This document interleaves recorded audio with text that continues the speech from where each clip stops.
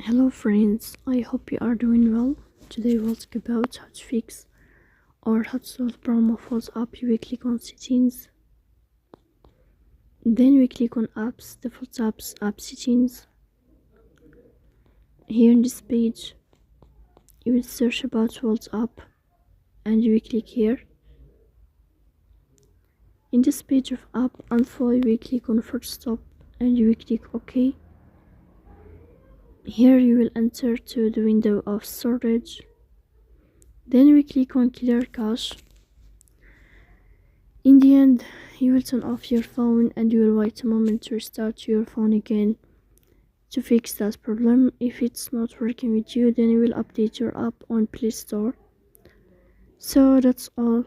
Don't forget to support us by like and subscribe. See you next time and thank you for your watching and your attention.